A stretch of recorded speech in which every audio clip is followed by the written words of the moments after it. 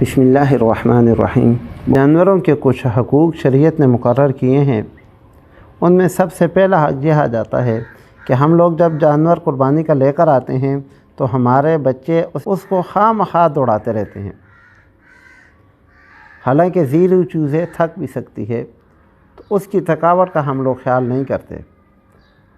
تو جانور کو فضول میں دوڑانا یہ بھی جائز نہیں ہے، چاہے آپ خود دوڑائیں یا آپ کے بچے دوڑائیں، دونوں کے لیے یہ جائز نہیں ہے کہ جانور کو آپ دوڑا دوڑا کر تھکا دیں۔ دوسرے نمبر پر جانوروں کو آپس میں لڑانا یہ بھی جائز نہیں ہے۔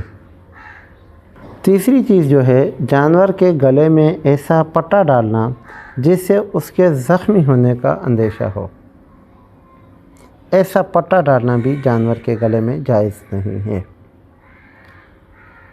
چوتھا حقوق میں سے یہ ہے کہ جانور کو سردی اور گرمی دونوں سے بچایا جائے۔ جس طرح انسان خود اپنے بچنے کا اہتمام کرتا ہے، گرمی سے بھی سردی سے بھی، جانور کو بھی ایسے ہی گرمی سے بھی اور سردی سے بھی بچایا جائے۔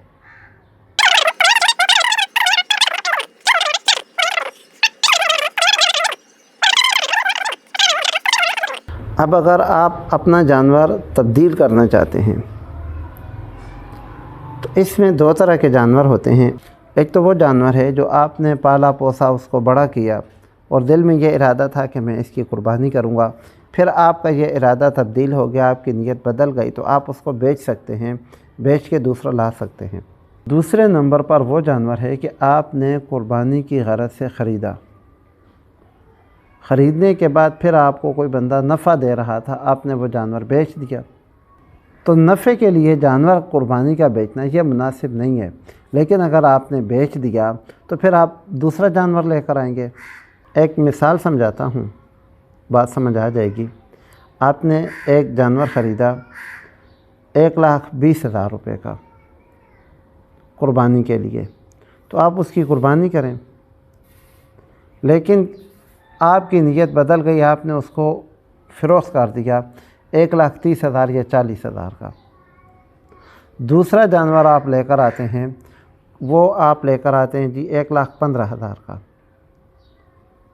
تو پہلا جانور جو آپ نے بیچا تھا 1,40,000 کا، دوسرا جانور آپ نے لیا ہے 1,15,000 کا۔ یہ جو بیچ میں 25,000 روپے آپ کے پاس بچ گئے ہیں، ان کا صدقہ کرنا ضروری ہے، یہ آپ اپنے پاس نہیں رکھ سکتے۔ اگر آپ نے پہلا جانور قربانی کی نیت سے خریدا تھا، اور اگر قربانی کی نیت سے نہیں ویسے کاروبار کی نیت سے تھا، تو پھر تو یہ جائز ہے۔ اب اگر آپ نے جانور خریدا اور وہ جانور گم ہو گیا تو پھر کیا مسئلہ ہے؟ یہ مسئلہ پھر آپ کی مالی حالت پہ ڈیپینڈ کرتا ہے۔ اگر آپ صاحب نصاب ہیں اور آپ نے جانور خریدا، آپ کا جانور گم ہو گیا، تو آپ دوسرا جانور لے کر آئیں گے۔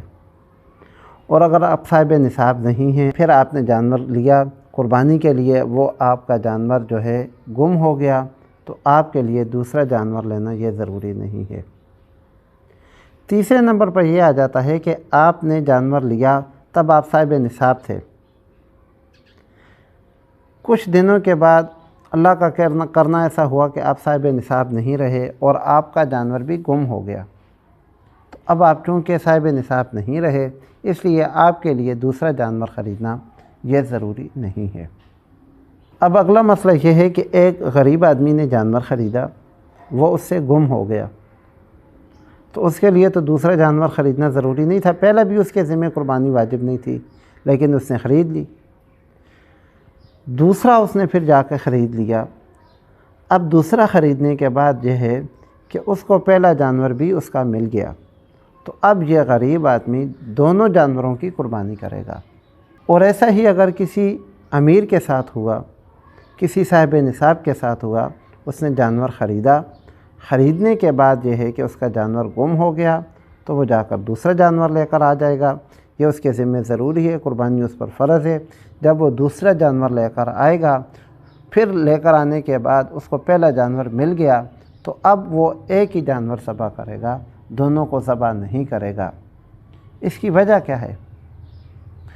وجہ یہ ہے کہ اگر کوئی ایسا آدمی جس پر قربانی واجب نہیں تھی، اس نے کوئی جانور خرید لیا تو اس پر وہ جانور ذبح کرنا لازمی ہے۔ اب اس نے ایک جانور خریدا، خریدنے کے بعد وہ اس سے گم ہو گیا تو اس کے ذمہ تو وہ جانور ذبح کرنا لازمی تھا، قربانی تو اس کے ذمہ واجب نہیں تھی۔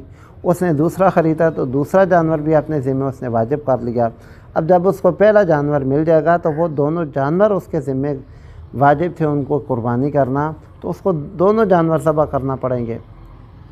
اس کے مقابلے میں جو امیر آدمی ہے، امیر آدمی کے ذمہ قربانی واجب تھی، اس نے ایک جانور خریدا، اس سے گم ہو گیا، دوسرا لے آئے گا۔ اب اس کو پہلا مل گیا تو اس کے ذمہ جانور جو ہے وہ متعین نہیں ہوا تھا کہ یہ جانور جو اس نے خریدا یہ ذبح کرنا اس کے ذمہ ضروری ہے، یہ ضروری نہیں تھا، اس لیے وہ جو ہے دونوں میں سے کسی ایک جانور کو بھی ذبح کر سکتا ہے۔